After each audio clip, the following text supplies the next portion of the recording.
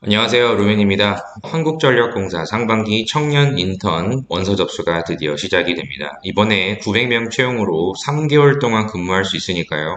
한정 공채에 도전하실 분들이라고 하면 당연히 지원하셔서 나중에 이런 가점을 받으셔야 되고요. 다른 공기업에 지원을 하실 분들도 한전 인턴 정도의 경험을 하셨다라고 보면 이력사항에 상당히 그래도 메리트가 있다고 보니까요. 지원하셔서 인턴 경험을 꼭 쌓으시기를 추천드립니다. 참고로 한전은 코로나로 인해서 면접을 보지 않고 오로지 자소서만으로 최종 합격을 할 수 있습니다. 그래서 서류 합격에 일단 중요한데요. 1차 단계 외국어랑 자격증 어느 정도 보유하고 있는지에 따라서 2배수가 1차로 합격자가 구분이 될 거고요. 그리고 이렇게 자소서로 최종 합격을 결정 짓는다라고 되어 있기 때문에 과연 정량 컷이 어느 정도 되느냐 궁금해 하시는 분들이 있어서 이렇게 공유를 드리면 어느 지역이나 사무는 총 115점이 넘으면 서류 합격 가능 점수의 시작점이다 정도 생각하시면 될 거고 기술 쪽은 130점 정도로 생각하시면 됩니다. 서울이나 지방이나 큰 차이가 없다는 점 그렇기 때문에 집에서 가까운 지구로 선택하셔서 근무하는 것을 추천드리고요. 이 소신껏 내가 한 명이 채용된다 하더라도 내가 정말 정량에 일단 자신이 있다. 그리고 자소서까지 는 충분히 가능성이 있다라고 생각하시면 당연히 한 명이라도 소신껏 지원을 하시면 뭐 충분하시겠지만 만약에 주변이 조금 더 많이 뽑는다 출근 가능 지역 범위라고 하면 소신껏 지원을 하셔서 합격하시기를 바라도록 하겠습니다. 이번에 사무 기술 각각 많이 뽑기 때문에 꼭 지원을 하십시오. 그리고 경쟁률도 상당히 중요하게 여러분들이 좀 궁금해 하실 수가 있는데요. 서류 정량 컷에 일단 통과를 해야만 자소서 평가가 되기 때문에 전체적으로 봤을 때 가장 중요한 거는 서류 전형 과정에서의 이 불합격률입니다. 그래서 서울부터 해서 뭐 다른 지역들 이렇게 쭉 정리를 해놨으니까요. 플레이 정지하신 다음에 살펴보십시오. 상반기 기준에서는 전체 9,151명이 지원을 하였고 최종 경쟁률은 10.17대 1이 나왔습니다. 서류에 한 76.4%가 떨어지기 때문에 서류 컷이 일단 중요하다. 그리고 하반기에는 지역별로 다 구분해서 공개를 하지 않고요. 알리오에서 사무랑 기술을 총 합산해서 표기를 하였습니다. 역시나 서류 전형 불합격률이 상당히 높죠. 상반기보다 하반기는 사실 적게 지원을 했는데 그래도 한 7,000명이 지원을 하셔서 이 5,370명이 서류에서 떨어졌다. 그렇기 때문에 정량 컷이 충분히 내가 합격 가능성이 있다 하시는 분들이라면 꼭 이번에 작성을 하십시오. 정량 컷이 조금 내가 애매하다. 이런 분들도 일단은 써보십시오. 어떻게 될지는 모르는 거기 때문에 일단 써보고 결과를 기다려 보셔라. 이렇게 꼭 저는 말씀을 드립니다.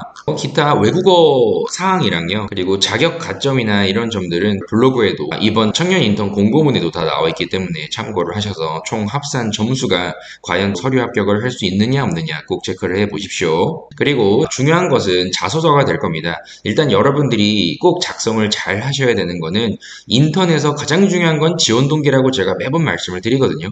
특히 이런 인턴에서 1번 항목이 지원 동기가 나왔다. 그러면 여러분들이 제대로 작성을 하지 않는다면 2번, 3번까지 읽지 않아도 된다. 이렇게 얘기할 정도로 지원 동기는 상당히 중요합니다. 왜 한전 인턴으로 근무를 하고자 하는지, 지원자가 현재 가지고 있는 이런 역량들이 어떤 게 있는지 3개월 동안 본인이 어떤 부분에 있어서의 역량 강화가 될 거라고 생각하며 그리고 한전에게도 실제로 도움이 될 수 있을 만한 그런 행동들을 현실적으로 내가 아무리 작은 거라 하더라도 가지고 있는지 이런 점들을 묻는 게 지원 동기이기 때문에 최대한 구체적으로 담아주시는 것이 상당히 중요합니다.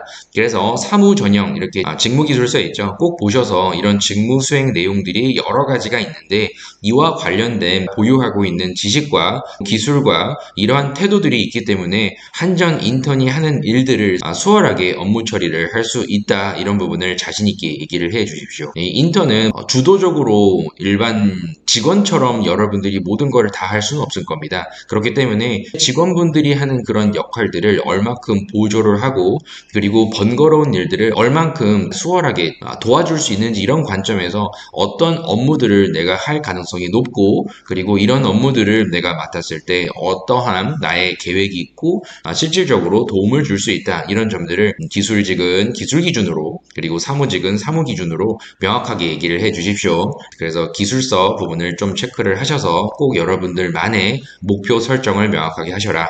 그리고 2번은 조직이 회도입니다.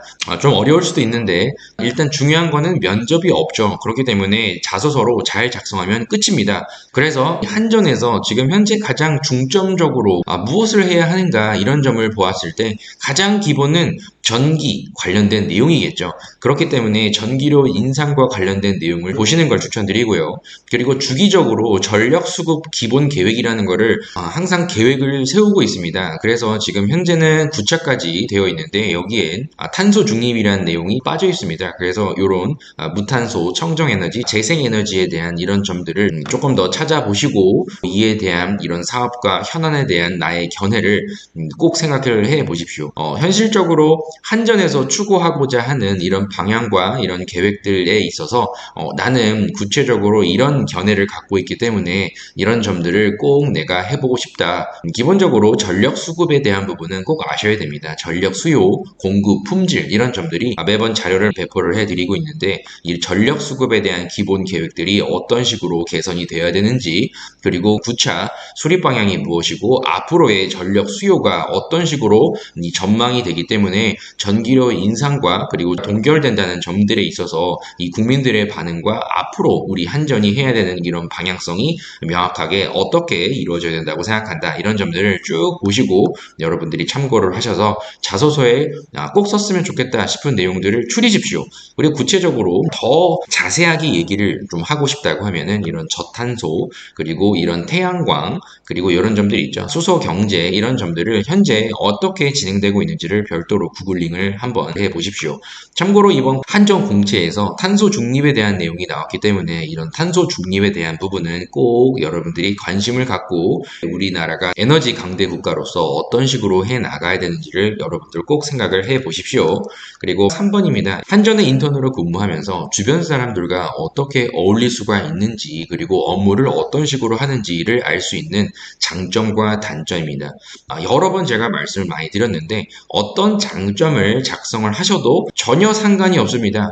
단점만 좀 유의를 하신다고 하면은 조직 생활에 있어서 다른 사람과 일을 하는데 피해를 줄 것 같다 싶은 이런 치명적인 단점은 하지 마셔라 이렇게 제가 항상 말씀을 많이 드려요. 제가 작성을 해둔 내용이 있으니까요. 잠깐 정지를 해두시고 한번 쭉 읽어보십시오. 장점이 조금 지나쳤을 때 나타날 수 있는 그런 내용들을 단점으로 제시를 하셔도 좋고요. 중요한 거는 장점과 단점이 조직 생활에서 어떠한 좋은 점과 부정적인 결과를 초래한다. 이런 점들을 알고 있기 때문에 내가 이렇게 보완을 하고 있다라고 제시를 하는 게 포인트입니다. 책임감이 강한데 이런 책임감이 너무 지나치다 보니 주변 사람의 부담감으로 작용이 돼서 사람들과 함께 어울리는 관점에서의 정확한 업무 분배, 범위를 명확하게 설정한다. 뭐 이런 방식이 있죠. 추진력, 신중함, 친화력, 솔직함 어떤 키워드도 괜찮습니다. 단 이왕 여러분들이 이야기를 하실 거라고 하면은 이 조직 생활에 있어서의 어떤 영향력을 강조를 하셔서 말씀을 하실 수가 있어야 됩니다. 나중에 면접에서도 물어보면 똑같이 얘기를 하시면 됩니다. 그래서 4번에는 역시나 묻는 거죠. 여러분들이 다른 사람과 일을 하면서 어떠한 성과를 내본 적이 있느냐 그리고 어떤 역할을 하였느냐 이거를 묻는 것은 공동의 목표를 실제 수행할 때 여러분들이 어떤 주도적인 행동을 했는가 그리고 다른 사람들과의 협업 관점에서의 이런 화합과 의사소통도 있고요. 그리고 최종적인 이 목표 달성에 있어서 얼만큼 열심히 했느냐를 물어보는 겁니다. 그래서 공동의 목표를 달성했던 사례를 생각해 보시고요. 여러분들이 가장 주도적으로 했던 행동은 조직 내에서 정해진 목표에 대한 명확한 이해와 내가 맡은 업무에 있어서의 능률 향상을 먼저 고민을 하여 나는 이렇게 업무를 하는 방식을 추구한다 라는 점을 제시하는 게 좋고요.